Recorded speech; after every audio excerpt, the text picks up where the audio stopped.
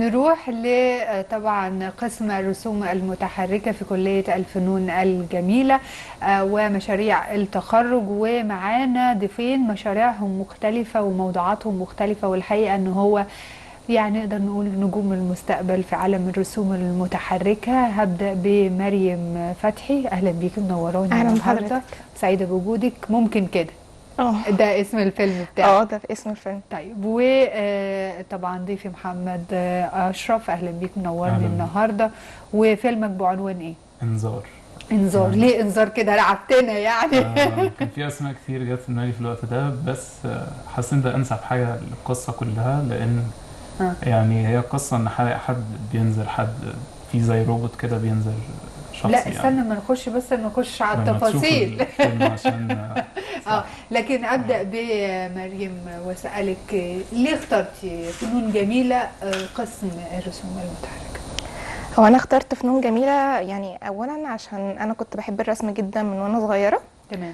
واهلي دعموني في الموهبه دي وقعدوا يطوروا فيها. وفعلا لما جت الثانويه العامه انا كنت مقرره من وانا صغيره ان انا عايزه اخش حاجه ليها علاقه بالرسم. مم. فما جات لي تقدير، دخلت امتحان القدرات اه، وجبت فيه لائق وكده. تمام. يعني ومجموعي في البيت ساعدني. ما قلقوش ايه هتشتغلي ايه؟ انا فنون لا ايه؟ لا خالص، ما هما قالوش. هما هما شايفين ان يعني ان طول الوقت كنت بستخدم اي حاجه ليها علاقه. يعني مثلا كنت بعمل بالمكرونه اشكال، كنت بعمل بالقهوه اشكال الشاي. طول الوقت فطول بترسمي؟ الوقت ما فيش حاجه غير الرسم، ايوه. فكانت هي دي الشغل الشاغل بتاعي. مم. فلا هما يعني كان عندهم من فكره ان انا ادعم الموهبه دي هي اللي هتفتح ليا مجالات الشغل. طب مجموعك في الثانويه العامه كان كبير ولا اه لا كان؟ كان كبير. كان كبير. ما فكرتيش تروحي كليات القمه؟ لا يعني ما فكرتش يعني، حتى رحت زيارات لكلية إعلام وكلية آداب وكده، ما لقيتش نفسي خالص. يعني هي فنون جميلة اللي كانت في دماغي. اه. طب محمد اشرف برضو، ليه قسم آم، ليه كليه فنون جميله في ليه الاساس؟ كليه فنون جميله؟ مم. انا كنت زمان برسم حاجات زي تصاميم العربيات والحاجات اللي زي كده، بس ما كنتش لسه دخلت كليه، ما كنتش اعرف ايه الحاجات اللي بتحصل جوه او كده. بس كنت عندي اوبشن كده ان انا لو ما اتقبلتش مثلا في حاجه كويسه، ما جبتش مجموع كويس في ثانويه عامه، اجرب ادخل كليه. تمام. فهو سبحان الله كان افضل حاجه ان انا اللي ادخلها بيختاروا ربنا دايما بيبقى الافضل. بجد يعني. لان انا حسيت ان لو كنت دخلت اي كليه ثانيه ما اعتقدش ان كنت هوصل لحاجه فيها قوي. طب لو رجع بك الزمن تاني في ثانويه عامه تاني، تختار برضو فنون اكيد كنت جميله؟ هذاكر اكتر عشان ادخل فنون جميله. كنت مصمم على فنون جميلة، لان هتبقى انا مصمم يعني كان مجموعي مش كبير قوي، فكنت مقلق من الموضوع ده لحد ما الحمد لله يعني اتقبلت في فنون الكليه. جميلة. هم بيشترطوا أدبي وعلمي عادي؟ هم بياخدوا بياخدوا ادبي القسمين؟ وعلمي عندنا في الجرافيك. في الجرافيك. اه لكن حضرتك بقى عارفه الاقسام التانيه بيبقى فيه لازم حاجات تانيه. في الديكور بالذات أو بالظبط. تعبيرية لازم يكونوا علمي، مم. وعمارة. مظبوط. صحيح. طيب، نبدأ بقى بالأفلام ومشاريع التخرج. بس قبل مبدأ الأفلام، اشتغلتوا بره قبل ما يعني جربتي فكرة انك تشتغلي في السوق، ولا لسه انت لا طالبة بس؟ لسه ما جربتش الحقيقة. لسه ما جربتيش. طيب انت نفس فكرت؟ الكلام. لسه. اصل بسنت كان جربت نفسها في الشغل، لكن انتوا لسه. لا لسه. تمام. طيب مشاريع التخرج، احكي لي بقى عن فكرة مشروع التخرج بتاعك. هو أنا يعني بين الحين والآخر بحب أسمع أغاني، جت أغنية بتاعت ممكن كده بتاعت فرقة كاريوكي، وبصراحة كلماتها لمستني قوي. يعني حسيت إن هي يعني بتعبر عن الإنسان إن هو ممكن يشوف نص الكوباية الفاضي زي ما بيشوف نص الكوباية المليان. تمام. وفي الوحش وفي الحلو، فانا حبيت ان انا اعبر بالكلمات بتاعه الاغنيه. مم. اول ما سمعتها كده جات لي تخاطيف كده، رحت مسكت الورقه والقلم وقعدت اول فكره جات لي نفذتها على طول، وبدات بقى الحدث يجيب وراه حدث، فاكتملت عندي جزئيه الفيلم يعني. وهي يعني حاساها بتعبر عن كلمات الاغنيه، بس انا حاطه فيها احداث حاسه ان هي بتقابل كل واحد يعني. احداث زي ايه؟ قولي لي اللي يعني بتقابلها. مثلا في ناس كتير بتخاف من الكلاب، مم.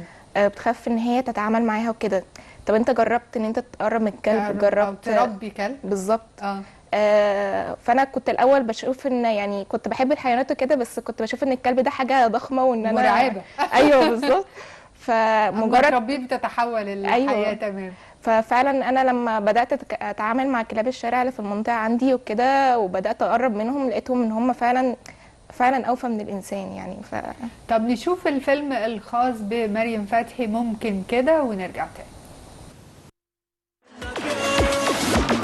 ممكن كده وممكن كده، مفيش في الدنيا حاجة متحددة. ممكن تضل وممكن تنور، خلي عينك حلوة وانت متصور. ممكن كده وممكن كده، مفيش في الدنيا حاجة متحددة. ممكن تضل وممكن تنور، خلي عينك حلوة وانت بتصور.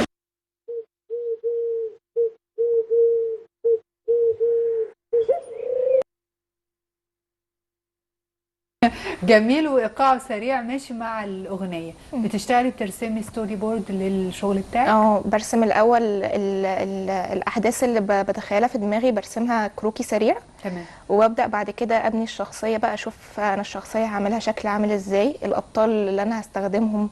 الطائر برضو ليه ستايل، وبحاول امشي الشخصيات كلها تبقى واخده من بعض عشان ما يبقاش في حاجه شاذه في الفيلم. لما بتيجوا تحطوا المشروع بتبقوا حاطين في دماغكم الموسيقى، لكن انت الموسيقى بتاعتك كانت جاهزه بالشغل الاغنيه دي، حطيتي عليها افكار كتير. عندك طموح ممكن كده يخش في مسابقات؟ اكيد.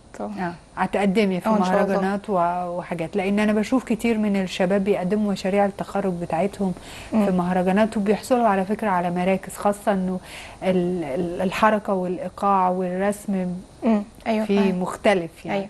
طيب هروح لمحمد اشرف وانذار. انا عارف ايه انتوا بقى؟ هتشوفوا حاجه مختلفه خالص. احكي لي لون تاني خالص. لون بتنذرنا بايه يا محمد؟ انا لو اتكلم عن قصه الفيلم عشان الناس تفهم اكتر، هي حاجه زي كده ان حد مثلا بيأذي البيئه او حاجه زي كده. فهو الشخصيه اللي بتنذر الشخصيه التانيه دي مجرد ان هي بتحاول تمنعه انه يأذي البيئه. تمام. فانك تعمل قصه فيها خيال علمي في حوالي 3-4 دقائق دي كانت حاجه صعبه جدا بالنسبه لا لي. وخيال علمي كمان. يعني كان في صعوبات ان انا عايز اجرب اعمل حاجه جديده، لان المشاريع اللي فاتت لما تيجي كطالب تعمل مشروع تخرج بتشوف المشاريع اللي قبلك، تاخد فكره، تعرف الناس فكرت ايه وانا عايزه اعمل ايه جديد. انت محدود، عندك وقت معين ما ينفعش ان انت تكتر قوي عنه، عشان المده اللي انت بتنافس فيها المشروع مش كتيره. فعشان تعرف تطلع حاجه كويسه يكون مثلا وقتها كويس والقصه بتاعتها. اشتغلت على انذار قد ايه؟ من قبل الوقت اللي احنا كنا بنشتغل فيه في الفعلي، المشروع اللي هو مشروع التخرج اللي هو حوالي شهر. تمام. كنت مثلا واخد شهر قبليه ان انا اخلص اي حاجه ممكن تبقى ليها علاقه بالخلفيات، الستوري بورد، حلو، تصميم الشخصيه، الحاجات دي. بتعمل الستوري بورد ازاي؟ يعني بتبدا تعمل سكتشات اولانيه احنا اعتقد انا في معانا تعال نشوف الجزء من الفيلم ونرجع تاني نشوف الستوري بورد بتاعك. اتفضل.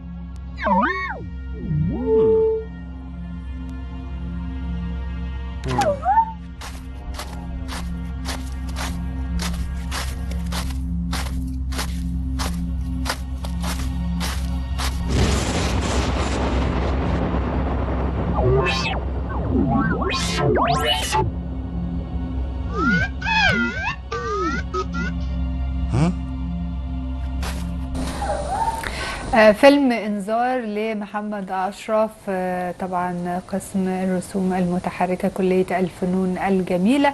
ومحمد كان بيقول لي هو إزاي اشتغل على الفيلم. الأول قعد يرسم خلفيات، الخلفيات قعدت في شهر بترسم في خلفيات ولا في بتحط اكتر من كده. إيه بتعمل إيه؟ طيب قول. الفكره ان انت تفهم انت بتعمل بيئه مختلفه خالص طبعا. وبتحط بتكون يعني بتخلق حاجة مش موجودة، بالظبط. خيال تاني. بالظبط تمام. كده. فبتاخد وقت ان انت تعمل تجارب كتير جدا، آه. في الاغلب بترميها كلها علشان توصل لتجربه واحده حاسس ان هي ناجحه. تمام. ففعلا انا ده اكتر حاجه خدت مني وقت، ان انا اشوف ده نافع ده مش نافع، طب اجرب حاجه تانية، طب اجرب الوان تانية، لان الالوان لازم يبقى فيها تناسق مع الوان الشخصيات. طبعا. وغير فكره الستايل بتاع الحاجه. احنا بنستعرض معاك كده الستوري بورد بتاع الشخصيات بتاعتك. يعني الصوره مثلا زي دي او رسمه زي دي، احنا بنبقى بنعمل الستوري بورد، بنخطط فيها تقريبا اكن بنشوف قصه على ورق. بنشوف احنا عايزين هنا يحصل صوت ازاي معين. العمل يعني ده الستوري بورد هو اخراج العمل بالظبط، هتشتغلوا ازاي بالظبط. تمام. الشخصيه مثلا الروبوت اللي انت خلقتها، بتجيب الشخصيه دي منين؟ هل من وحي الخيال ولا بتشوف حاجه؟ فتعرف الرسوم المتحركه دول يعني بيبقوا بيشوفوا حاجات كده ويحولوها هم. كل افلام الرسوم المتحركه مثلا يشوف حشره مثلا يعملها بطريقه مش عارفه ايه. هل انت كده بتشوف الحاجات بطريقه مختلفه؟ احنا فعلا بنتدرب كمان على كده، ان احنا نحاول ان احنا ناخد اي حاجه نعمل لها شخصيه، او ان احنا نديها روح ونحس ان هي ممكن تنفع شخصيه الرسوم المتحركه. فبالنسبه للروبوت ده عموما يعني لا، كان اتفرج كتير على حاجات ليها علاقه بالروبوتات والحاجات دي. تمام. واشوف بقى هل انا مثلا عايزه يمشي، طب اخليه زي ما عملته كده بيتكلم ولا بيعمل صوت ولا تقعد تفكر في الحاجات دي كلها. هي حاجه ممتعه جدا ان الواحد يشتغل فيها بصراحه. طب تمام. الصوت التحريك والصوت والحاجات دي، واللي هو بنسميه التصحيح الالوان، وازاي بتظبط الفيلم بتاعك عشان يبقى جاهز انك انت تقدمه، ده بياخد منكم وقت كبير عشان تعمل فيلم كامل بتتر وبتحدد الوقت، ولا انت بتبقى في دماغك الحاجات تبقى مفتوحة وبعد كده الاساتذه بيساعدوك فكرة التحديد ده؟ هو طبعا بيبقوا دايما ينصحونا ما نطولش، ما تطولوش. تمام. انت بتبقى في دماغك في الاول انا عايز اعمل واعمل وافكار كتير. وفي الاخر تلاقي نفسك انا عايز خلاص، انا عايز اخلص، انا نفسي اخلص. تمام. فبيبقى فعلا انسب حل ان انت تشوف حاجه ينفع تبقى بسيطه ولطيفه زي ما عملت مريم. انا بصراحه مش عايز اتكلم في المشروع بتاعي. ليه بقى؟ مريم فعلا كان اختيارها افضل، الحاجات اللي هي تدخلك في مود لطيف، تخليك متفاعل معاها. لا، كل فيلم وكل حكايه ليها شخصياتها وليها رونقها، والمتلقي هو اللي بيحكم على الموضوع ده. مريم ممكن اختارت اغنيه عشان فرقه كايروكي، فرقه مشهوره وبتعمل اغاني مختلفه، ودت روح وحركة متناسبة مع طبيعة الواقع. لكن هو حالة تانية، ما هو لازم يكون في تنوع ورؤية مختلفة، أتصور كده. صح. طب خلينا نرجع لمريم واسألها على الستوري بورد بتاعها، خد منك وقت قد ايه؟ هو أخد مني يعني أنا مجرد ما سمعت الأغنية كذا مرة اكتملت عندي الستوري بورد. بدأت بقى يعني الأول كنت برسم شخابيط بس الكادرات هتبقى عاملة ازاي. تمام. الحدث نفسه هينقل من الفقرة الأولانية للفقرة التانية هتبقى عاملة ازاي. كويس. فكلها بتبقى حاجات مبدئية خالص. يعني حتى أنا في ستوري بورد كانت بالأبيض والأسود، ما كانش فيه خالص باين شخصية شكلها عامل ازاي أو العصفورة شكلها عامل ازاي. فكان كل همي إن أنا أخلص الحدث ده هيبقى شكله في المجمل هيبقى عامل ازاي. فانا ببدا ببدا الاول ان انا احط الحاجه بطريقه دبوسيه كده، طريقه سكتش كده سريع. تمام. وبعد كده ببدا ابني، عشان انا لو قعدت ادرس واحده واحده هستنفذ طاقه وفي نفس الوقت مش هوصل لحاجه نهائيه. طيب انتوا في الالوان بقى بتبقى تصور في حيره جامده جدا، قدامكم باليتة الوان كتيره، بتختاروا ازاي الالوان؟ يعني بتبقوا عايزين تختاروا الوان ايه، ولا ده بيبقى مع اساتذه القسم هم اللي بيحددوا معاكم الالوان؟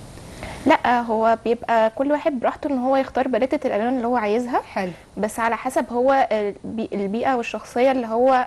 يعني مثلا محمد الفيلم بتاعه الالوان بتاعته هادية، طبعا متناسقة. ميالة للالوان الزرقاء، ميه، في أيوة في فعلا. حركه كده. انا شخصيتي بصراحه من وانا في اعدادي ان انا بحب الالوان جدا. صخب. صخب فعلا.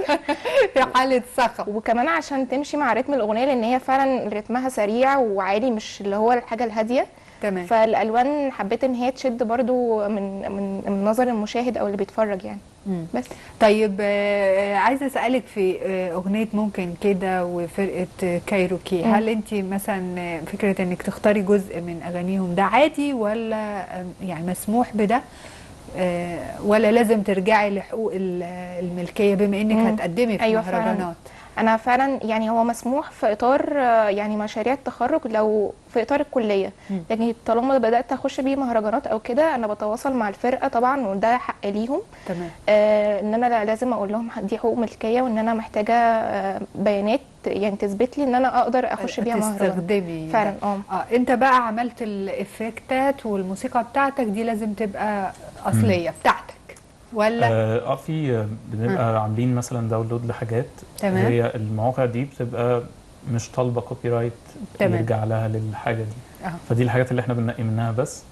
فهي برضو بيبقى فيها صعوبة انك تلاقي بقى الحاجة المناسبة مع اللي انت عامله، وتقعد تدور كتير جدا جدا يعني. ما هو مش مشروع مش حاجة سهلة يعني. طيب بعد ما بتخلصوا كده وتحسوا ان انتوا انجزتوا الحاجة، شعورك بيبقى ايه يا محمد؟ طبعا الحمد لله. هو يعني ان انا خلصت الفيلم دي، انا خلاص يعني انا خلصت ال5 سنين بتوع الكلية. طب بتخطط لايه بقى؟ عظيم يعني. والله مفيش حاجة في دماغي قوي غير اني عايز اتطور قوي في المجال ده. تمام. عايز بحب كمان المجال اللي هو اللي فيه ابداع اكتر ورسم حاجات مش موجودة، اللي هي الخيال اكتر، عشان تمام. بيبقى ده حاجة لوحدها، وناس تعمل انيميشن لوحده يعني في الشركات. انت خيالك واسع، وتصور الناحية العلمية عندك ممكن تبقى انا بحب الحاجات دي جدا يعني. ممكن تبقى مجال مختلف. أنا سعيدة بوجودكم معايا، نورتوني بجد. ألف مبروك على التخرج، وألف مبروك على مشاريع التخرج. أنتوا فعلا فنانين المستقبل. مريم فتحي شكرا ليكي، نورتيني النهاردة. محمد أشرف شكرا ليكي، نورتيني، ومزيد من التوفيق ليكم، وإن شاء الله نجيبكم وأفلامكم فايزة في مهرجانات. شكرا يا رب إن شاء الله. نطلع لفاصل ونعود مع فنون جميلة ومشاريع التخرج وتعبيرية. انتظرونا.